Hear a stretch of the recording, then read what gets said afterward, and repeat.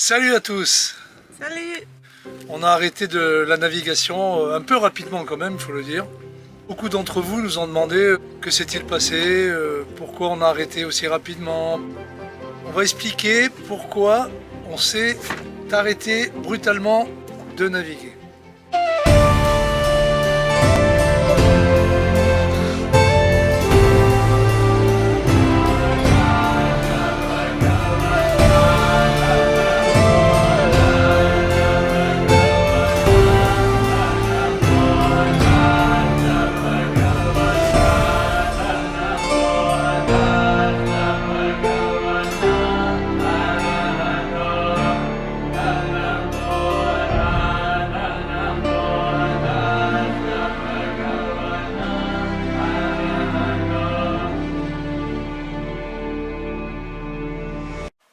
Nous avons entrepris un beau voyage. Il est vrai que ce voyage était magnifique. Ah ouais, vraiment. C'était notre projet de partir comme ça autour du monde. Pour ceux qui ne nous ont pas suivis, nous sommes partis de Hyères, au sud de la France.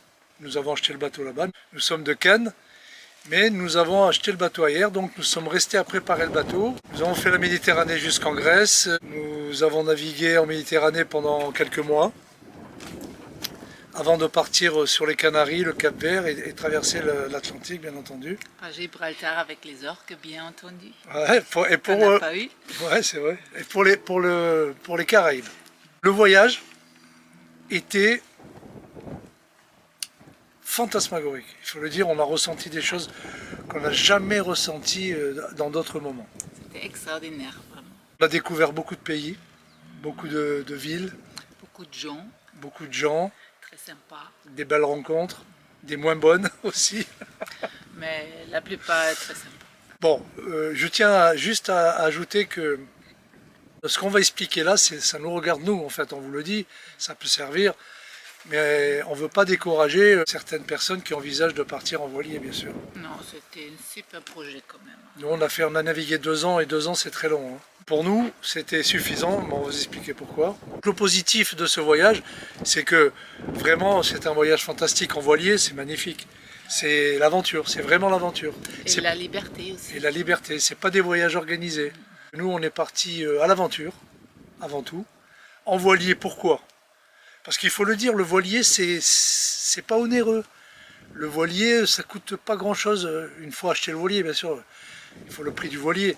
Mais ensuite, ça coûte rien. On s'arrête dans des mouillages, bon, on fait des ports de temps en temps, mais c'est pas ce qui va nous ruiner. S'il est en bon état, sinon on a des surprises sur la route. Après, il faut bien préparer le bateau pour ne pas être embêté. Bon, on a toujours des problèmes sur un bateau, bien entendu. Hein. Des petits problèmes. Il faut espérer que ce soit des petits problèmes.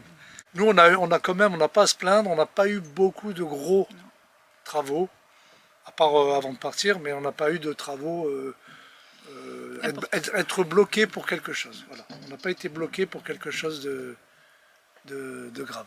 Dans ce voyage, on a rencontré beaucoup de gens sympas, des gens incroyables, qu'on est resté parfois surpris, agréablement surpris de voir la gentillesse de certaines personnes. Et désagréablement surpris de voir parfois les gens qui pensent qu'aux intérêts. Quand ils nous voient arriver, on a de l'argent, alors que c'est pas obligatoirement qu'on ait de l'argent si on a un bateau. On a quand même, bon, il faut l'acheter le bateau, c'est vrai que ça coûte, mais par rapport à eux, ils sont très pauvres voilà, quand par même. rapport à parfois, eux, voilà, ouais. certaines personnes, surtout dans les Caraïbes. Dans l'Atlantique, non. Dans l'Atlantique, on a rencontré beaucoup de Mais gens. au Cap-Vert aussi. Hein. Ouais, le Cap-Vert aussi. Dès qu'on a quitté l'Europe, c'est plus la même chose. Il y a de vraies pauvretés. Hein. Ça n'a rien à voir avec la pauvreté en Europe. C'est vrai. Naviguer à la voile, la liberté de se sentir libre quand on est en mer à la voile, ça c'est magnifique, c'est incomparable, incomparable. Sentir le vent, les vagues. Le vent, les vagues, les éléments. Oui, on sent la mer, on voit les dauphins, parfois une baleine. C'est incroyable. Pendant la nuit, les étoiles, toujours les belles étoiles, coucher de soleil, lever du soleil, toujours magnifique en mer. C'était extraordinaire. Les baleines, on a vu beaucoup de tortues, aussi beaucoup de tortues. Tout ça, c'est magnifique à voir, c'est magnifique. Les étoiles de mer aussi, au fond. Alors quand on est à la voile, qu'on avance pas mal, et qu'on voit là, à l'avant, à l'étrave du bateau, les dauphins, alors ça, les amis, c'est là qu'on se dit que ce voyage a abouti à quelque chose de ce qu'on a rêvé, en fait. Ou un ray, un grand ray, on a vu parfois. Et... Un grand ray. Magnifique. L'adrénaline aussi, parce que quand les nuages arrivent, le vent fraîchit, c'est-à-dire le vent monte, on ne sait pas quand est-ce qu'il va s'arrêter, qu'il faut réduire les voiles, qu'on a des creux, tout ça, bon, c'est l'adrénaline aussi, ça ne veut pas dire que c'est mauvais, c'est bien, mais on teste le bateau, on se dit pourvu qu'il arrive rien, pourvu qu'on casse rien, et tout ça, c'est sur le moment, ça fait peur, mais une fois passé, on est content, on a ressenti quelque chose quand même d'extraordinaire. Donc la navigation proprement dit, c'est quelque chose de magnifique. Pour ceux qui naviguent, c'est vrai que c'est extraordinaire. Pour nous, la navigation, c'est la solitude aussi. On aime bien ça. On aime bien naviguer, arriver dans un mouillage où il n'y a personne. C'est pour ça qu'on a un peu aussi été déçus du bateau pour le monde en voilier. J'ai navigué il y a une quinzaine d'années. J'avais arrêté de naviguer il y a une quinzaine d'années, mais d'avoir navigué pendant des années, à l'époque, les gens ne faisaient pas beaucoup de voiles. C'était que on va dire, les aventuriers qui partaient comme ça autour du monde. Je ne parle pas des voiles côtières, hein, je parle de l'aventure. Il faut savoir naviguer aussi, c'est pas fait comme ça. Hein. Voilà. Il faut des bons matériels qui coûtent et il faut bien savoir naviguer, sinon on est perdu. Hein. C'est dangereux quand même si on n'a pas la notion. Hein. Moi, ce que je ne comprends pas, c'est que pour faire de la voile, pour acheter un voilier, partir avec un voilier, il n'y a pas besoin de permis. Alors pourquoi il n'y a pas besoin de permis? Parce que, en fait, si le moteur, la vitesse du moteur d'un voilier ne dépasse pas la vitesse de la surface de la voile, à la voile, on n'a pas obligé d'avoir de permis. Voilà. Donc ça, c'est une loi. Mais franchement, moi, je trouve pas normal qu'il n'y ait pas de permis pour un voilier. C'est dangereux quand même, si on n'a aucune... Moi, je vais vous dire, j'ai passé mon brevet de capitaine. J'ai passé 8 mois d'école sur l'île Dieu, en Vendée. J'ai eu mon capitaine de sang avec option voile. Et je peux vous dire qu'il y a beaucoup de choses que j'ai apprises qui sont indispensables pour naviguer. C'est indispensable. On ne peut pas partir comme ça avec un voilier sans avoir de notion de navigation et d'être conscient de ce qui est réellement la navigation. Ne partez pas sans notion de navigation, ça c'est important. Et soyez un peu bricoleur aussi, il faut savoir bricoler sur le bateau. Il faut bricoler, quand on est seul au milieu de l'Atlantique et qu'on a des problèmes, eh ben, il faut savoir y faire face, tout simplement. Il faut amener des bons outils et aussi des pièces de rechange, des petits trucs à droite à gauche, parce qu'on ne trouve pas toujours... déjà, il n'y a pas de magasins partout, et s'il y a des magasins, ils n'ont pas des bons trucs. Alors, il faut bien préparer le bateau. Voilà ce que vous dit Nettie, voilà ce qu'il faut bien préparer le bateau avant de partir. Bon, ça c'est... Aussi des trucs de cela va de soi. Hein. Bon voilà, donc nous sommes partis. Le voyage en lui-même était extraordinaire. On ne l'aurait pas fait, on l'aurait regretté. On l'a fait. Bon, on voulait faire le tour du monde, mais bon, on ne l'a pas fait. Pourquoi? Je vais vous expliquer aussi. La Méditerranée, on a trouvé ça magnifique. Pour nous, ça reste le meilleur, la Méditerranée.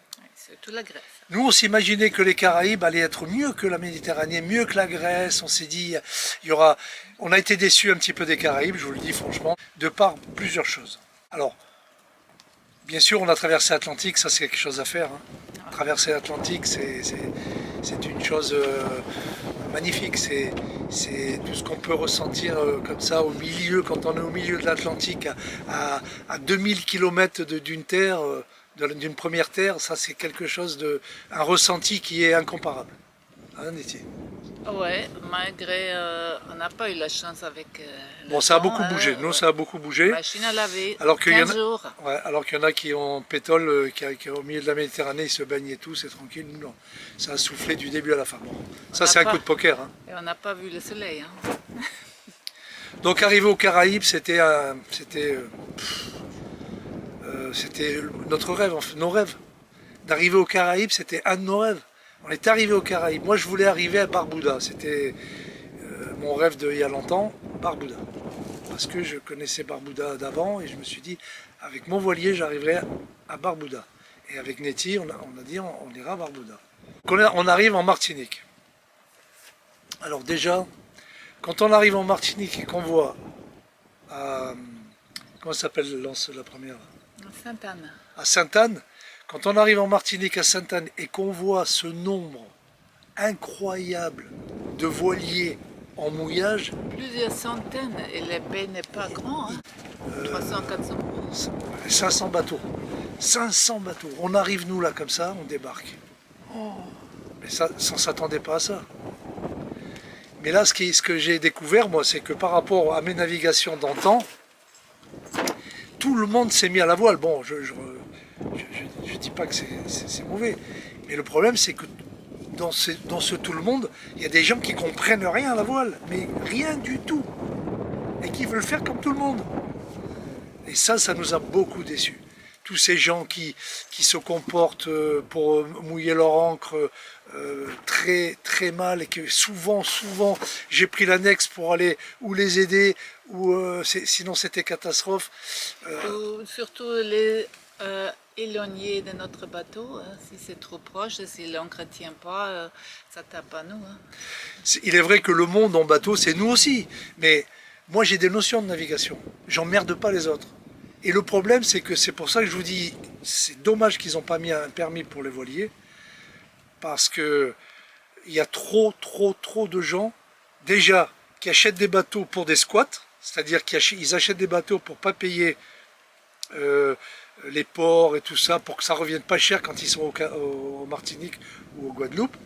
C'est-à-dire qu'ils laissent leur bateau en mouillage souvent pour venir juste un mois ou deux, et que passer des vacances et que ça leur coûte rien, ou alors vivre sur le bateau que ça leur coûte rien. D'ailleurs ça c'est un gros problème avec les locaux, parce que les locaux ils ne supportent pas que tous ces voiliers là que personne ne dit rien et qui payent rien. Et les loyers ils sont très chers, hein, en Martinique. Pour eux, et voilà, donc les loyers, eux, ils payent des loyers, les locaux, très chers, et c'est leur île. Et nous les métros, on arrive, on prend les meilleurs endroits et on ne paye rien du tout. Même pas pour les déchets. Voilà. Même pas pour les déchets, Alors, quand il y a 500 bateaux dans un mouillage, ce qui veut dire 500 poubelles, les poubelles sont, on va dire, immergées de sacs, et on comprend les locaux parfois qui pètent un plomb. Mais c'est à résoudre. Il faut faire la déclaration quand on arrive. On peut payer un petit truc pour les déchets, hein, pas de souci, mais c'est pas organisé. Voilà, aucune organisation. On a entendu parler que dans le Pacifique, on a vu certains navigateurs, et puis nous on a des amis aussi qui sont allés, on a vu que c'était pire encore. On a entendu, pas qu'on a vu, on a vu aussi dans les émissions, mais on a entendu qu'il y avait une haine en Polynésie. Ce qui nous a un peu échaudé, c'est de passer le canal de Panama. C'est 3 000 € pour notre petit bateau de 13 mètres. Maintenant, ils ont augmenté énormément pour empêcher le petit bateau. Ouais, et paraît-il que c'est pour éviter que les petits bateaux passent, ils trouvent qu'il n'y a pas de rendement. Bon, 3 000 € pour après sortir dans le Pacifique et faire la plus petite navigation, c'est 30 jours de mer pour arriver aux Marquises. Et ensuite arriver en Polynésie, où là-bas les locaux ils sont extrêmement remontés contre les voiliers. Il y a même des lois qui sortent qui veulent plus qu'on mouille à certains endroits. Beaucoup d'endroits sont interdits de mouiller. Et payants, ils ont mis des tarifs très chers. Et on a même entendu dire que pendant le Covid, qui pensaient que c'était les voiliers qui amenaient le Covid en Polynésie, eh ben, certains locaux plongeaient et allaient faire des trous dans les bateaux pour les couler. C'était quelque chose d'extraordinaire. Donc, mais déjà avant, on avait peut-être envie de faire une pause au Galapagos, mais là, on ne sait pas combien ça coûte. Quelques-unes payent très cher, d'autres non. Ça ne donne pas envie de nous prendre pour une vache à lait, là, toujours des trucs... Machine à sous, tout le temps. Ouais. Alors on a compris ça aux Caraïbes, que quand ils nous voyaient arriver, c'est... C'est tellement dommage, les Galapagos, ça doit être quelque chose d'extraordinaire, mais avec un comportement comme ça, on n'a plus envie. Hein. Les Caraïbes nous ont déçus pour beaucoup de choses. Donc nous on s'est dit, si on retrouve ça aussi ailleurs, si c'est pour passer encore 2 ans dans le Pacifique et s'embêter comme ça, comme on a vu certains qui sont actuellement au Pacifique et qui s'embêtent parce qu'on les reçoit mal, donc tout ça, ça nous a un peu coupé l'envie. Voilà. Et aussi les pirates, ça existe et ça augmente. Hein. Heureusement, nous, on n'était pas touchés, mais on a pris des précautions. On ne laisse pas le bateau ouvert et ça, à 50 degrés dedans, franchement. Alors aux Caraïbes, il existe du piratage et ailleurs encore et pire. Ça monte parce que la pauvreté monte aussi. Et ça monte de plus en plus. Donc nous, à certains endroits, on n'était pas tranquille quand même. Et puis on a eu des gens, dans des endroits où on est allé mouiller, dans les Grenadines et tout, il y a des gens qui se sont fait attaquer, qui se sont fait tuer. Ouais. Donc on a même une connaissance à nous, à Saint-Martin, qui s'est fait tuer récemment, là. Une balle perdue. Ouais. Donc qu'on connaissait très bien, un gars de 42 ans. Hein. Aussi, le voisinage, ils ont braqué le bateau quand ils n'étaient pas là. Et, ça donne pas. Et beaucoup de gens qu'on connaît se sont fait braquer les bateaux, oui. Beaucoup, voler. Bon, il y a des règles. Il faut rentrer quand il fait nuit. Et là-bas, c'est à 18 h. Hein. Alors, 18 on ne peut pas sortir la nuit parce que ça risque. Donc nous, on s'est mis des règles, pas sortir la nuit, rien laisser traîner sur le bateau. Bon, on est constamment en train de dire, quand on va aller à un endroit, se renseigner l'insécurité pour savoir comment on va s'organiser. Voilà. Et puis, sans compter, il y a beaucoup de pauvreté, donc les gens sont toujours en train de vous accoster en insistant pour beaucoup de choses, à nous prendre de l'argent sans arrêt. Et pas 1 euro, hein, 20 € ici, 20 $ là-bas, ça chiffre. On donne, bien sûr, s'il y a quelque chose, mais pas comme ça. Les gens qui font la pression, sinon, si tu payes pas, si tu payes, je surveille ton bateau. Si tu n'es pas là, la nuit, là, tu penses... Bon, on pense que c'est des conneries, mais c'est un mauvais sentiment. Hein. Il n'y a plus la liberté comme ça, tu fais ce que tu veux. Tu laisses tout ouvert. Pour vous dire, beaucoup de choses comme ça nous ont un peu, on va dire, lassés au bout d'un moment. Et pour moi aussi, le climat, hein, c'est très chaud. Certes, en France aussi, dans le sud, j'ai habité, mais pas humide comme ça et tout le temps. Et l'humidité et l'eau est chaude en permanence entre 27 et 30 degrés, c'est pas pour rafraîchir. Et ça, j'ai sous-estimé, je suis une fille du Nord, et là, avec cette chaleur-là, ça prend de l'énergie tout le temps. Franchement, j'étais content quand l'automne arrive, mais là, ça arrive jamais. C'est constamment. Voilà, nous, on aime bien les saisons. Ouais. Donc là, les saisons, on n'en avait plus. Et là, cette chaleur humide, toujours trempée, au bout d'un moment, on en a eu marre. Jour et nuit. Hein. Et la nuit, le jour, on en a eu marre. Et ça, ensuite, beaucoup de contraintes sur le bateau. Bon, aller chercher toujours l'eau, parce que nous on ne boit pas de l'eau du Indessal ou trucs comme ça, nous, ou l'eau des robinets ou n'importe quoi. Alors aller chercher de l'eau au magasin, ça a un coût aussi. Hein, et c'est lourd à porter. Et c'est lourd à porter. Avec 50 degrés au soleil. Hein, prendre l'annexe tout le temps, le Zodiac pour aller chercher les courses, l'eau. Le linge. Aller laver le linge, tout ça, au bout d'un moment, c'est des contraintes. Il faut être en forme. Il faut avoir la forme. Et plus jeune peut-être aussi. Voilà, il faudrait peut-être... pour les jeunes, c'est bien. Mais nous, on arrive à un âge où on manque beaucoup de confort sur le bateau. Espace réduit quand même si c'est vrai qu'on avait une bonne cabine et tout. Pour deux, c'est déjà bon, mais quand même, ça reste, par rapport à une maison, ça reste un espace réduit. Et tu ne peux pas sortir, faire un tour, il y a toujours l'eau, c'est réduit quand même. Nous, on a fait l'arc antillais, c'est-à-dire qu'on est parti dans le sud, dans le nord, au plus loin du nord, jusque dans le sud, au plus loin dans le sud, dans l'arc antillais. Donc on a quand même visité les Caraïbes. Et après, on s'est dit, rester dans les Caraïbes pour tourner en rond, si on ne partait pas après continuer notre voyage autour du monde, il aurait fallu qu'on continue. Mais on ne se sentait plus aussi bien physiquement que moralement À la fin, le moral il commence à baisser de tout ce que je vous ai dit, de tous ces gens autour de nous qui comprennent rien, de tout ça. Oui, on se lève plusieurs fois la nuit. Il y avait juste, tu entends la nuit un boom, tu dis c'est quoi ça? C'est nous qui a râpé, on a touché quelque chose, ou c'est quelqu'un d'autre. Heureusement, on n'a jamais eu ça, mais on a eu que d'autres bateaux sont dérapés.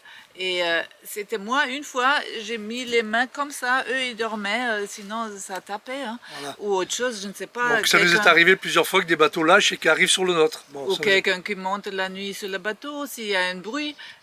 Toujours, on se réveille, on regarde dehors avec une lampe plusieurs fois la nuit. Voilà, le stress. Constamment, et ça tire de l'énergie constamment, chaque jour. Parce que là, il faut dire que c'est un stress permanent, le bateau. Même si c'est un plaisir, même si on est bien, même si c'est un grand plaisir de naviguer et tout, mais il reste qu'il y a toujours le stress. Le stress de quoi? Le stress de péter quelque chose, que le moteur nous lâche, le stress qu'on déchire une voile, qu'on casse des gréements dormants, voilà, d'une casse quelconque. Ça, c'est toujours le stress, surtout quand on est en navigation hauturière. Oui, parce qu'on avait quand même du temps extrême, rare, mais on a vu de creux de plus que 5 mètres. Et une fois, je pensais, elle ne va pas arriver de monter cette vague-là. C'était tellement haut. C'est pas souvent, mais pour le matériel, c'est un bon test, un très bon test, et tu sais pas en avance. Et puis pour le confort, ça bouge tout le temps un bateau, ça bouge tout le temps. Mais parfois tu dors en pas Atlantique, parce que ça bouge comme ça toute la nuit, tu dors pas. En Atlantique, ça bouge tout le temps. En Méditerranée, on avait de la chance des fois dans les mouillages d'avoir la mer d'huile la nuit, le matin, c'est super pour ça. Et on était là en plein été. Hein. Ça, mais Méditerranée, c'est pour ça en plein été, c'est bien. Mais après, on n'a plus ou très peu rencontré de mer d'huile calme pour dormir la nuit. Et souvent ça bouge, c'est-à-dire c'est l'inconfort tout le temps. On ne veut pas décourager les gens, hein. C'est ceux qui aiment bien ça. Nous, au bout d'un moment, voilà, nous, notre voyage de 2 ans, ça suffit largement. Les gens... On peut dire aussi, on peut faire une pause dans un port, mais ça c'est bien, pas bien non plus, parce que c'est bien abrité du vent, c'est encore plus chaud, et le voisin est à ça, hein, par battage, tu entends tout, parce que la coque c'est ça. Hein, et puis après, il y a aussi les prix aux Caraïbes, c'est extrêmement cher. Dans les îles anglaises et tout, les gens ils vendent de n'importe quoi pour des prix 3-4 fois notre prix de chez nous. Et tu le n'as prix pas de chez nous, l'équivalent. c'est très peu achalandé. Très peu achalandé dans les magasins ailleurs. Surtout les trucs frais, hein, parce que ça lâche. Il y a souvent des coupures d'électricité aussi dans les magasins, et les salades et tout ça, ça lâche. Ou on a des trucs congelés, pas encore mûrs, mais déjà mous, parce que congelés, décongelés, décongelés, c'est pas l'équivalent des prix exorbitants. Bon. Ceux qui partent naviguer plusieurs années, c'est-à-dire plus que nous, 2 ans, c'est-à-dire 3, 4, 5, 10 ans, moi je leur tire au chapeau ces gens-là, parce que ou il faut être jeune, ou alors c'est vraiment des mordus de la voile. On a un ami qui est comme ça, c'est Julien, qui est complètement mordu de la voile, et lui, il est heureux quand il navigue. Mais nous non, 2 ans c'était bon. Et puis il n'y a pas que ça, il y a aussi le fait que on a envie de passer à autre chose maintenant. On a envie de, voilà, j'ai envie de, alors s'arrêter de partir à l'aventure, non, c'est pas possible. Mais partir d'autres moyens, partir en moto par exemple. Alors moi j'ai eu la nostalgie de mes motos. Mes motos m'ont beaucoup manqué. Donc de savoir qu'elles ne tournent pas dans les garages et tout ça, c'est pas bon. Et puis notre maison, de retourner à la Casita en Espagne. Voilà, ça nous a manqué aussi. Donc on s'est dit, on va arrêter la navigation. Et moi, il me manquait faire la peinture. Je suis artiste peintre quand même. 2 ans, rien faire parce que le bateau est trop petit. On ne peut pas mettre les peintures partout. C'est trop petit, c'est pas possible. Et aussi les amis et la famille. Hein. Retrouver nos amis, mes amis Harley Davidson. Refaire de la moto, Harley, la moto, BM, tout ça nous manquait. Nettie sa peinture, la maison, la tranquillité, nous on est dans un coin, on est vraiment tranquille. Et ma mère, elle a 85 ans quand même, ou 86 maintenant. certes, elle est en bonne forme, mais un jour, elle n'est plus là. J'ai envie de la voir plus souvent et le coût des trajets d'avion, c'est quand même, tu le fais pas chaque mois. Hein. Et moi, voir mes enfants aussi, voilà, mes jumeaux de 27 ans. Donc tout ça, l'un dans l'autre, ça, on s'est dit, on arrête là le voilier et on fera d'autres voyages en moto, coup par coup. C'est-à-dire qu'on va, on va naviguer, non, on va pas naviguer, on va voyager en moto, on va faire beaucoup de pays, on va faire l'Europe, on va faire l'Amérique du Sud, on va essayer de faire l'Amérique du Sud, je ne veux pas être prétentieux, mais on va faire des voyages en moto. On a décidé de rentrer, de voir un peu la maison délaissée de 2 ans, il y a des choses à réparer, tout ça, je vais m'occuper de réparer pas mal de choses. Et on fait le jardinage, j'aime bien Jardinage, ça. j'étais bien le jardinage. Un terrain quand même. Voilà, on a un terrain de 3 hectares d'oliviers, c'est sympa, donc on est très contents. Et c'est un bonheur de rentrer. Franchement, après avoir connu 2 ans de navigation qui ont été formidables, alors ça on n'oubliera jamais, avec tous les films qu'on a et tout, on n'oubliera jamais, mais à savoir que maintenant on démarre sur d'autres choses. Content de retrouver ma moto, ma BM a redémarré, j'ai pas encore mon Harley, il faut que j'aille en France le chercher. Mais voilà. Et on dort tranquille, le lit bouge jamais. Pas de bruit, c'est très très calme parce qu'on est dans la nature. C'est super, c'est super. On voit d'autres animaux, des biches, des cerfs, si on est un peu dans la montagne. Des serpents. Des serpents. et des sangliers aussi. Bon voilà. Donc on est très très content d'être rentré. Le temps de bricoler parce qu'il y a beaucoup de choses à faire dans notre maison. Et on redémarre, donc comme je vous ai déjà dit, la 2e saison, ça va être des voyages en moto. Voilà, on va voyager en moto. Comme ça, vous verrez d'autres inconvénients et avantages aussi de naviguer. J'ai toujours navigué en moto. Voilà. Annette. Exactement. On vous dit à très très bientôt. On va vous filmer un petit peu de moi quand j'ai fini de faire. On avait construit ce qu'il y a derrière nous avec Nettie, là, cette petite maison en bois. On l'avait construit ensemble. On avait mis 3 semaines. Donc je vais terminer l'intérieur. Voilà. Donc à bientôt les amis dans la nouvelle saison. Saison 2. Fred et Nettie. Aventure. À bientôt. À bientôt.